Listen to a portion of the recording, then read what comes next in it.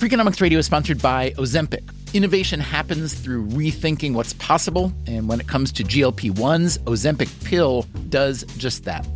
Learn more about Ozempic semaglutide tablets, 4 and 9 milligrams, by calling 1-833-OZEMPIC or visit Ozempic.com to view the medication guide and ask your doctor what's possible with FDA-approved Ozempic pill.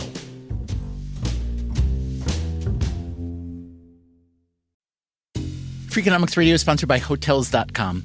Hotels.com gives you access to hundreds of thousands of hotels worldwide, and when you join for free, you can save up to 20% instantly with member prices. Plus, every stay earns rewards, so when you book one trip, you're already lowering the cost of the next one. Hotels.com is simple, rewarding, and designed to help you get more out of every stay. Sign up for free and book today. Hotels.com. It's all in the name. Freakonomics Radio is sponsored by Amica. You know what they say, if you want to go fast, go alone. If you want to go far, go together. So go with Amica and get coverage from a mutual insurer that's built for their customers, one that looks after what's important to you together. Auto, home, life, and more, coverage that fits your unique needs. Amica helps you protect what matters most. Visit Amica.com and get a quote today. Hey, podcast listeners. Today, an episode from our archives called Aziz Ansari Needs Another Toothbrush. It's an interview with the actor and comedian. We talked shortly after he published a book called Modern Romance, and shortly before the release of his excellent Netflix series, Master of None. In fact, as you'll hear, that show didn't even have its title yet. Hope you enjoy listening to Ansari as much as I enjoyed talking to him. I read the internet so much, I feel like I'm on page 1,000,000 of the worst book ever. Aziz Ansari is a comedian, an actor, and now an author. Today, he answers our frequently asked questions. For instance, hey, what do you collect, if anything, and why? At a certain point, I started buying some older cameras. You think you get cooler pictures, and it's kind of fun to drop off the roll of film, and then you see the photos. You are such an old man. And if you come up to Ansari on the street, he'd rather not take a picture with you. So you can either do that, or you can have this real moment with a person where you say, hey, how are you? What's your name? Thanks for watching my stuff.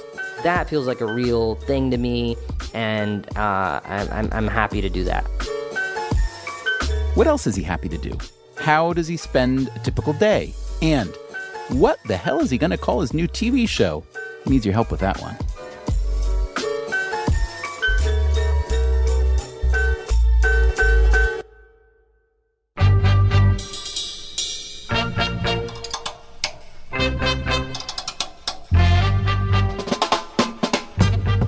From WNYC Studios, this is Freakonomics Radio, the podcast that explores the hidden side of everything. Here's your host, Stephen Dubner.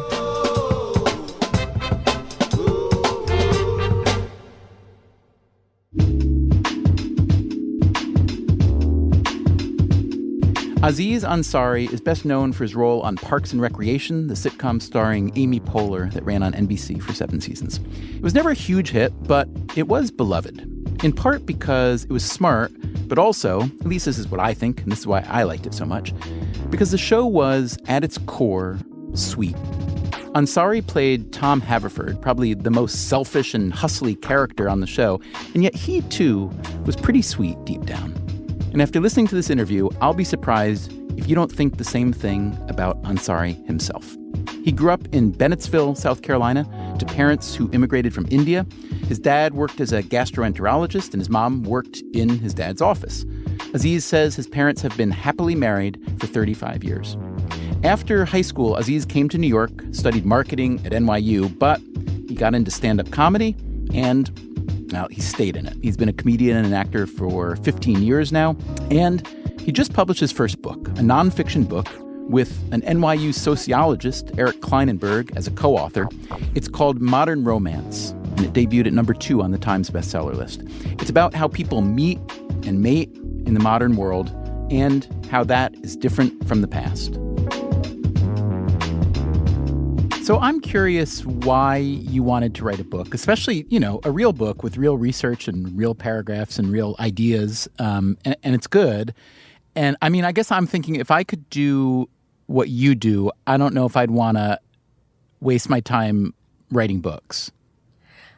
Well, I would say my thought process was this. I'd been offered book deals in the past, and usually for a comedian, a book deal is kind of a cash grab. You basically just write down a version of your act as a book, and I didn't want to do that, and I didn't want to do another kind of book where it'd be like new essays, because I felt like I would rather just do stand-up with those ideas.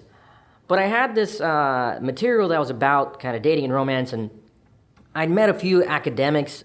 One person in particular, Sherry Turkle, I met. She does a lot of stuff about just communication and technology, so she came to a show in L.A., and then the next day we spent a lot of time together talking about the show and how her research kind of related to some of the things I was talking about, just how texting had changed so many things about courtship, and that kind of dialogue. I was like, oh, that's interesting. My kind of viewpoint from my perspective as a comedian, meeting the viewpoint of these academics and sociologists, that to me seemed like, oh, if I could write a book that captured that tone, it would be very interesting.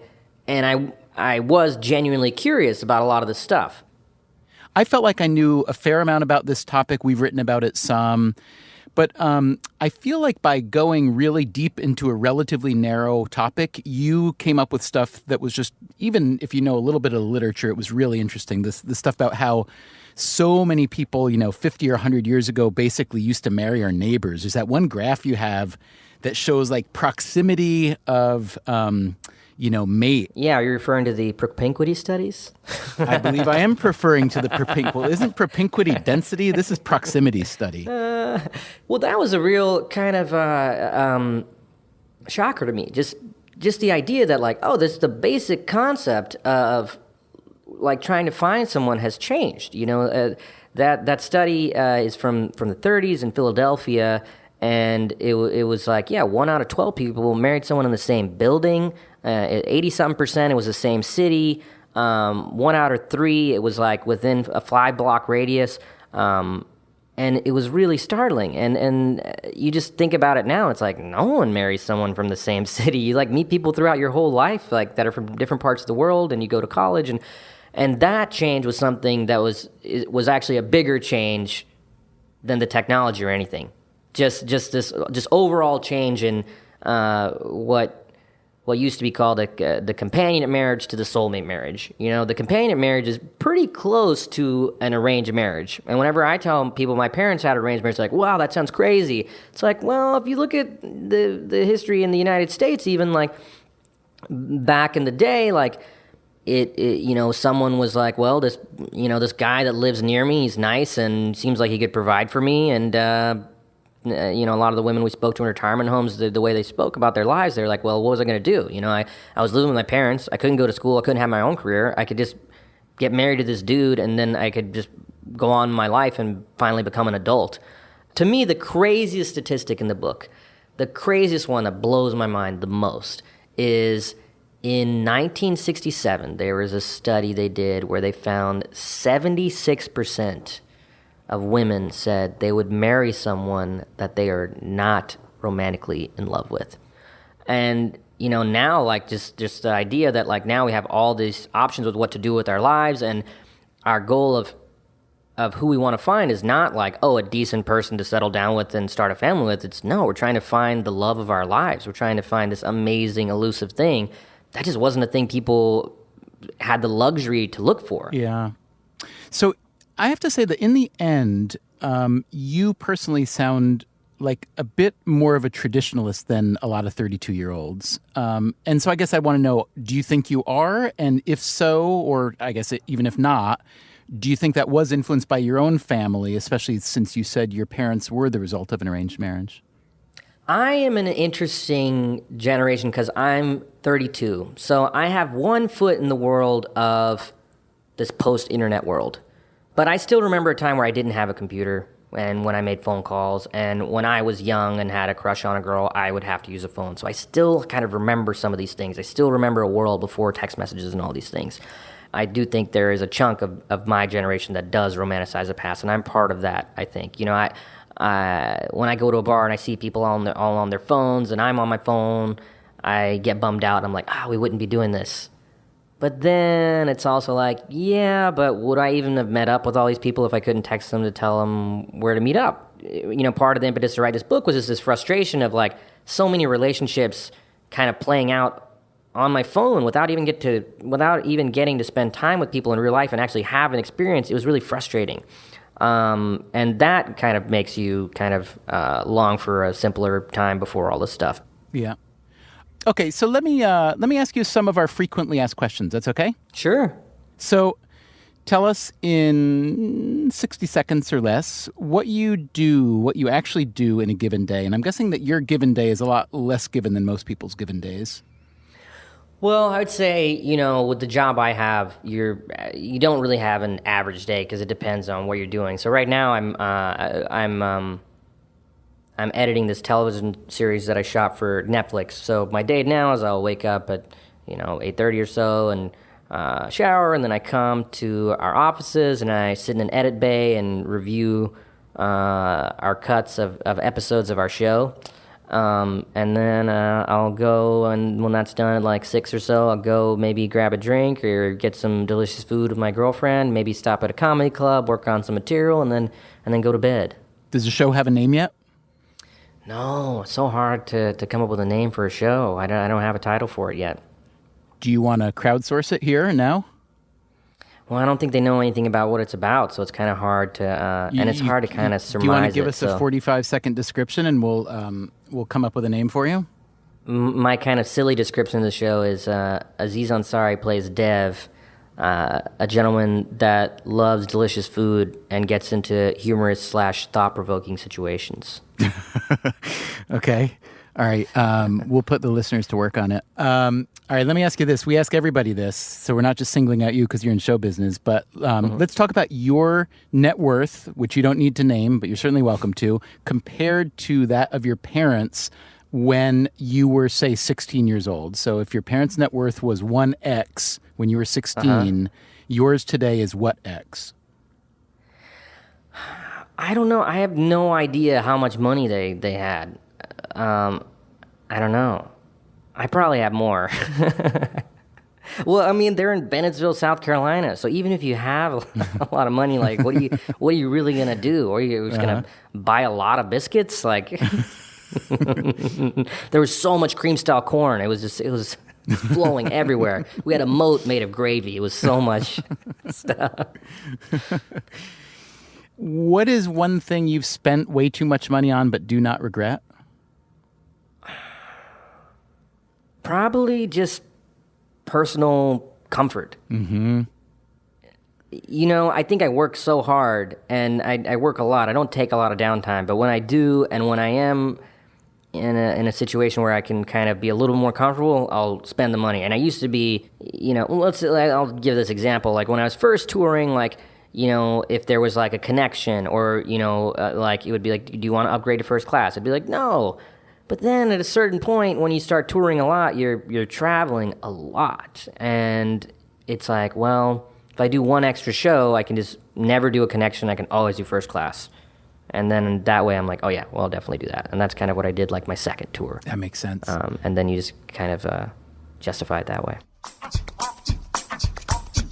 Coming up after the break, why Aziz Ansari is selective about the work he takes on. Like if I did some like douchey show that I didn't like, I would probably have some douchey fans that I don't like. But since I've done stuff that I'm proud of and respect, the people that come up to me are cool and respect me, and I respect them, and they're usually cool people. And may I invite you to visit Freakonomics.com when you have a chance. You can find our entire podcast archive there, more than 200 free episodes. You can also find transcripts for each episode, and those transcripts also tell you about the music you hear in each episode. You can also click on the donate button on our website to help our producing partner, WNYC, keep making this and other free shows. And you can subscribe to this podcast on iTunes or elsewhere so that the next episode will hunt you down instead of vice versa. And while you're on iTunes, you can leave a nice review for Freakonomics Radio, or a bad one if you're that kind of person.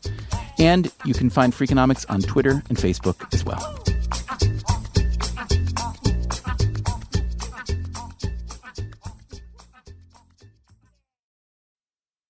Freakonomics Radio is sponsored by Ozempic.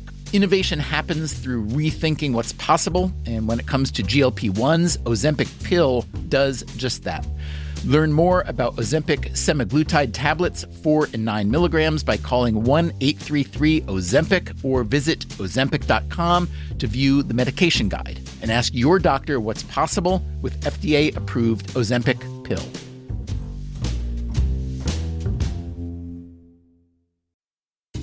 Freakonomics Radio is sponsored by Southern New Hampshire University. The best investments are the ones you make in yourself, and no one knows that better than Southern New Hampshire University. With more than 200 online degree programs, no set class times, and low online tuition, Southern New Hampshire University is built to fit your life today and set you up for success tomorrow. Education is an investment. Why not make it a smart one? Apply for free at snhu.edu/Freakonomics. Freakonomics Radio is sponsored by Southern Company. The world and its energy needs are always changing. Southern Company's commitment to meeting this demand stays the same. That's because Southern Company believes energy is more than a utility, it's what powers possibilities. So they are looking ahead and investing $80 billion in infrastructure upgrades and are committed to fueling growth in ways that benefit all customers so that reliable and affordable energy is accessible for generations to come. Go to southerncompany.com to learn more. Southern Company, building the future of energy.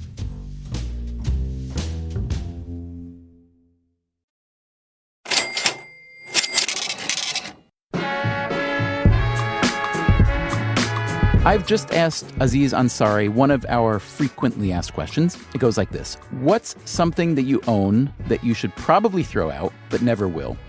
Considering that his new book, Modern Romance, is about finding love in the digital age, his answer might surprise you. I've been trying to throw out my email address in a way. Are you like Hotmail or something? No, I had like an email address, like a work email address, and I would just get so many emails. And then when I started filming my TV show, I just set up a thing that said like, this email's dead. I'm not checking email. If the world's going to end, you can call me. And I had like an assistant on my show, and I was like, you can call her, and like she'll tell me what's up, and we'll figure it out. And you know what you realize is all that shit people email you about all the time, all day, none of it is important. None of it is pressing. And if you just focus on the work you're doing instead of focusing on it for like 2 minutes and then getting distracted to answer some question that isn't pressing at all, you do a worse job. So I found that I'm much more focused when I don't have those little questions. And then at the end of the day, I just have someone fill me in on everything, or I call someone on the phone, or I call someone in the morning, and then I can focus on what I'm doing throughout the day. And my head is much clearer when I do that. So I'd love to just throw out, if I could throw out the internet as well, I'd be great. I never read anything. I've never read like all these novels that are like these beautiful stories that have continued to have a resonance with people for so many generations, like beautiful works of art that I could read at any point.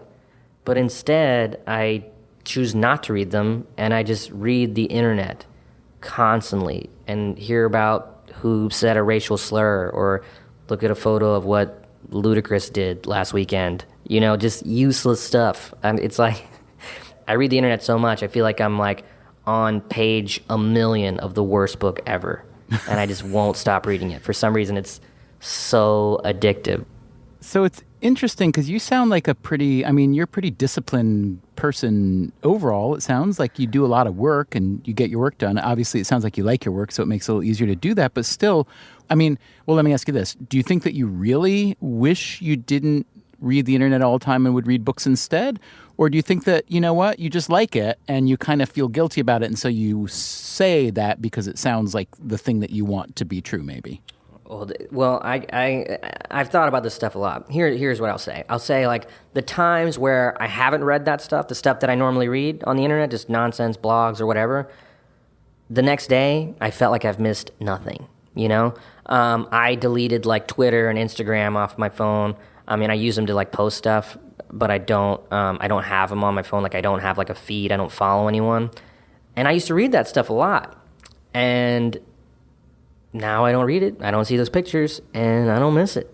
And I feel like a lot of people do a lot of this stuff, and if they cut it out, I don't think they'd miss it that much. I really don't. I mean, when I don't check in on those blogs and stuff, if I miss it, I don't go back and like if you don't read your blog for a week, right? Do you go back and like, not your blog in particular, I'm saying like a blog that you check, right? If you don't read it for a week, right, and you come back, you don't go back and read Monday, Tuesday, Wednesday, Thursday, Friday, because you're not reading it for the information. Where you're reading it for, and this is just my personal theories about this stuff. What you're reading it for is a hit of this drug called the internet, the phone world. You just want a hit of it. Like when you scroll down and you see a new blog post, you're like, ooh, that like gets your brain excited. It's like, oh, there's something new, and you click it and you read it and you're like, ooh, but it's garbage. It's nothing. It's like, oh, okay, like, all right, somebody dropped an N-bomb. Great. All right. I mean, that is kind of a cool story, but but you're just searching for this new thing. Like when you look on your Facebook feed and you see these pictures, it's like none of that shit really matters. You just want to see a new thing on there, and it just gives you something to do. Like I've sat in my computer, I still do it, and I go on like Facebook or whatever, and I'm just like, what am I doing? I'm going on a loop with these same 4 sites for no reason. I'm not genuinely interested. Like here's a test. Like okay, like take like your nightly or morning like browse of the internet, right? Your Facebook feed, Instagram feed, Twitter, whatever. Okay, if someone like every morning was like, hey, I'm going to print this and give you a bound copy of all the stuff you read so you don't have to use the internet. You just get a bound copy of it. Would you read that book? No. You'd be like, this book sucks. Like, there's a link to some article about, a horse and that like found its owner somehow. It's not that interesting. I kind of like the story about the horse that found its owner. That does actually sound kind of sweet. You know what? Maybe you just need a copy of just the animal stuff compiled. And then you can just read all those stories about animals that found their owner. And then that would be a gripping read. That would be an amazing short story collection. Each chapter is broken down by animals, dogs, cats, horses, reptiles. The reptile chapter would be incredible. It's like, oh, there's an iguana that was in Arizona that somehow got on a flight to Minneapolis. All right, I'd read that. Well, so what, some people would say, like even some economists would say, is that, well, your revealed preferences, what you actually do is that, right? And that means that at root that you want it. You write in the book about dating, this whole notion of the paradox of choice. Do you think that's what you're up against now? Do you think that's what your internet, craving is about? Is just so much stuff that potentially might be exciting that you spend a lot of time on crap that isn't at all exciting just by process of elimination? You're making the argument that like, oh, well, if I do enjoy that stuff, it's revealing that I do actually like it. If I do look at Correct. it, I do like it. To some right? degree, right. But I would say this. The problem is when I take that stuff away, right? Like if I go to dinner and I don't have my phone, I don't miss those moments of looking at my phone. But if I have my phone with me, I want to look at it because it's drug-like. You want to check it and just see what's going on. And anytime there's a lull in the conversation, our attention spans are so short, you just have to look at it. But I don't like that I have to look at it. I don't like that I'm that compulsively addicted to checking my phone or the internet. I definitely don't like that. So it's, I found the way to fight this kind of addiction is to kind of take the phones or whatever out of the equation. And then you end up being able to kind of resist it. And you forget about it and your mind's at ease, for me. Hey, what do you collect, if anything, and why? What do I collect? At a certain point, I started buying some older cameras. I started buying these older Polaroid cameras and some film cameras. I have a few of those. I don't know a lot about cameras. I'm not like a. Do you shoot with them, or you just like to have them? No, I shoot with them. I like taking film pictures. There's something interesting about it. I think you get cooler pictures, and it's kind of fun to drop off the roll of film, and then you see the photos, and you kind of forgot about it. It's kind of a little. You are such different. An old man. Kind of. At the same time, though, it's weird. Like I just went on this. I took my girlfriend on this vacation for her birthday last weekend, and I took all these photos with my film camera, and I'm describing these places to a friend of mine. And I'm like, oh, damn, if I took iPhone photos, I could show them those photos. I mean, there is a convenience to what we have now. Hey, what's the biggest upside for you of being well-known? The biggest upside of being well-known is that random people are really nice to you all the time. People are inclined to be nice to you. and strangers come up to you and they tell you they appreciate the work that you do, and especially in New York. New York's very cool because in New York, there's way less of people that want photos and just want to just take a photo with you as a celebrity just to post it on social media or whatever. There's way more people just kind of seeing you and they give you a nod or they'll give you a thumbs up. They'll see like, oh, this guy's like with his friends. Like, I'm not going to stop him and ask him for a photo or whatever. I'm just going to give him a little nod or just say like, hey, love your work. And I appreciate that. I think that's really nice. You know, if people ask for a photo, I have like a nice way of kind of telling people like, oh, I'd rather not take a photo, but what's your name? Like, thank you so much for watching your work. And I'm genuinely like very appreciative, and people in New York get that, and it's a cool thing to just, you know, just see people like giving you positive feedback to what you work so hard on all the time. And why do you do that? What's the point of not doing the photo? Well, I would say, like, what happens is, like, you know, when I first was starting to act and stuff, like, I heard about some actor that, like, didn't take photos. And I was like, man, that seems kind of shitty. Like, why not? It's not a big deal. Like, I would take every photo, but it didn't happen that often. But at a certain point, like, if you're walking down the street in New York and you're, like, somewhat recognizable, you get stopped all the time. And you can either take all those photos, and then I used to do that, but I started becoming kind of a grumpy person. Like, I would do it, and I'd be kind of grumpy about doing it.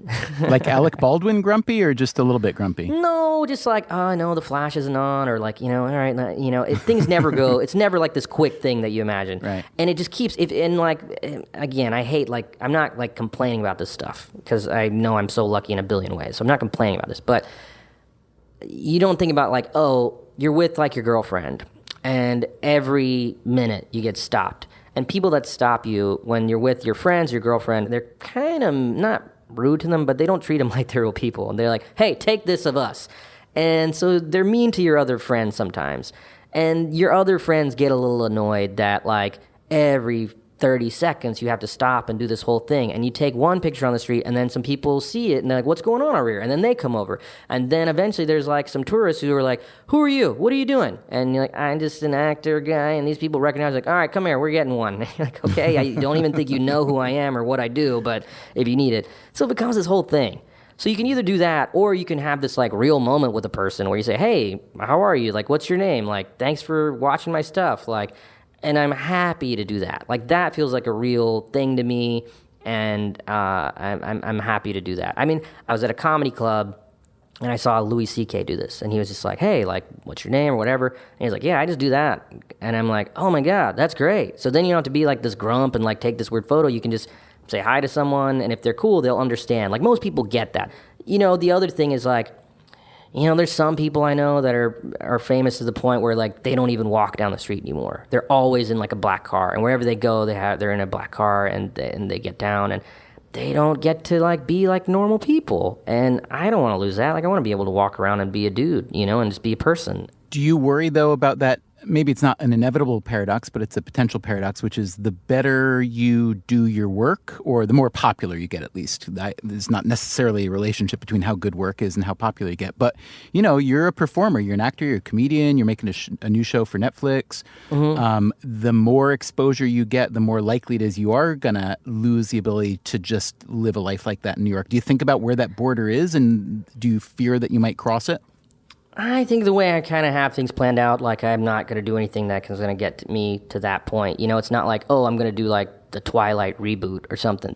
I've been very careful about what I choose to do, and I only do things that, like, I really like. So I do things, if you do a show like Parks, or you do stand-up, which is just going to be you, like, you're going to attract people to your work who are people you would probably enjoy meeting or speaking with. Like, if I did some, like, douchey show that I didn't like, I would probably have some douchey fans that I don't like. But since I've done stuff that I'm proud of and respect, the people that come up to me are cool and respect me, and I respect them, and they're usually cool people. You know, so I think it's about the choices you make and what you do, you know? It's a really good point. So let me ask you this. If you weren't doing what you do now, like any of it, like comedy, TV, movies, none of it, what do you think you would have ended up doing? I'd probably be, like, sad and fat somewhere eating a lot of food. I don't know. You know, who knows? I never had any, like, deep passions that I think I would have gravitated towards. You think you'd be living in New York or back in South Carolina or somewhere in between? I would probably be living in New York, and I think I have a lot of faith in the city of New York helping you figure out what you want to do. I mean, that's what helped me figure out I wanted to be a comedian, was living in New York. It wasn't about being in NYU or anything. So I would probably live in New York. I always, when I was in South Carolina, I lived in a very small town, and I always wanted to be somewhere bigger where stuff was happening. And when I went to New York, it was just so exciting because I could go to concerts and things like that. Like, bands don't come to South Carolina. Like, bands just don't come. If they do, they're like, in Charlotte or something, and it's like a 3-hour drive. Maybe it's on a weekend and you can go, So I was just excited to be in a place where things were happening, and the thing that was happening that was exciting to me was comedy and doing comedy, and that's what I kind of fell into. But if I didn't, maybe there would have been something else that I was really into. Maybe I would have really gotten into that stomp thing and bashing trash can lids. Okay, and finally, just tell me something that almost nobody, but maybe close friends and family, whatever, know about you. Tell us something that people who are fans just would be really surprised to learn about you. Okay, so I do a thing where at night I brush my teeth by the sink, and in the morning I brush my teeth in the shower, right? And that's your thing? That's your distinctive thing? Wait, I haven't finished. Oh, so, okay. Here's the thing. Every day starts with this moment of this nuisance of, my toothbrush and my toothpaste are by the sink. They're not in the shower. Oh. And I've turned on the shower, and so I walk over and I grab the toothpaste and the toothbrush, and I come back. Can I make a suggestion for you? Because Wait, I think hold you're on. doing well enough that you could afford it. Is what if you got Yeah. 2 of each and kept one in the shower and one at the sink? Well, here's the thing. I bought another thing of toothpaste, but I have yet to purchase the second toothbrush. And I have been trying to remind myself to buy the second toothbrush for about 3 years. So that's something no one knows about. Well, does that mean that your primary toothbrush is 3 years old, that you're brushing your teeth with a 3-year-old toothbrush? No, I just keep forgetting to buy this double of the toothbrush. The double. To have 2 of them, so I have 2 of them going simultaneously. And if the show goes well and I do another big tour, I can kind of save up the $4 to buy that other toothbrush. I would like to think. Let me say this to you, Aziz Ansari, may that be the gravest problem you have to fight in your life. Yeah, it's a really tough life. There's that, the whole trying to stay off the internet thing, and people wanting pictures. It's a real rough life I've created for myself. No, it's all great. Yeah, thank you very much for the time. Listen, really congratulations on the book. It's just fantastic that it's good and that it's popular, and I wish you all the best with it and with all your other stuff. Oh, well, thank you. That's very nice of you to say. Thanks so much for having me on. I'm a big fan, and I'm excited I was able to come on. Okay, great. Catch you later. Bye-bye. All right, bye.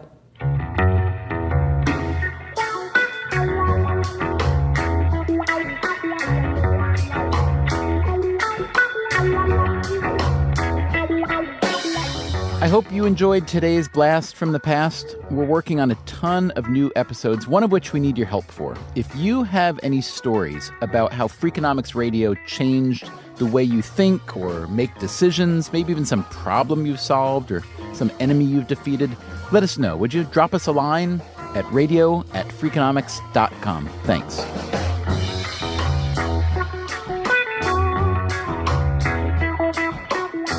Freakonomics Radio is produced by WNYC Studios and Dubner Productions. This episode was produced by Kasia Mihailovich and Susie Lechtenberg. Our staff also includes Irva Gunja, Jay Cowett, Merritt Jacob, Christopher Worth, Greg Rosalski, Caitlin Pierce, Allison Hockenberry, Emma Morgenstern, and Jolenta Greenberg. Harry Huggins is our intern. You can subscribe to this podcast on iTunes or wherever you get your podcasts. And please come visit Freakonomics.com, where you'll find our entire podcast archive, as well as a complete transcript of every episode we've ever made, along with music credits and lots more. Thanks for listening.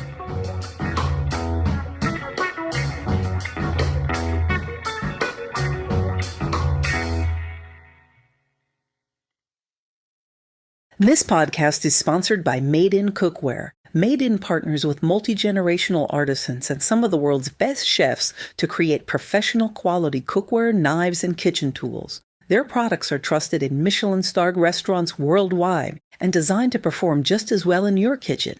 From 5-ply stainless clad to carbon steel, every piece is built to last and made to actually make you a better cook. Discover award-winning cookware at madeincookware.com. Freakonomics Radio is sponsored by Vitamix. According to the LA Times, the average American home contains 300,000 items, including a staggering number of appliances. All those gadgets, just clutter. But there's one tool that delivers what a dozen others only promise. From pureeing to chopping, Vitamix blenders bring the power of an entire kitchen to your countertop, offering enduring performance and precision you can count on. In a world full of clutter, do more with less. Visit Vitamix.com and shop now. Hi, I'm Angie Hicks, co-founder of Angie. When you use Angie for your home projects, you know all your jobs will be done well. Roof repair? Done well. Kitchen sink install? Done well. Deck upgrades? Done well. Electrical upgrade? Done well. Angie's been connecting homeowners with skilled pros for nearly 30 years, so we know the difference between done and done well. Angie, the one you trust to find the ones you trust. Find a pro for your project at Angie.com.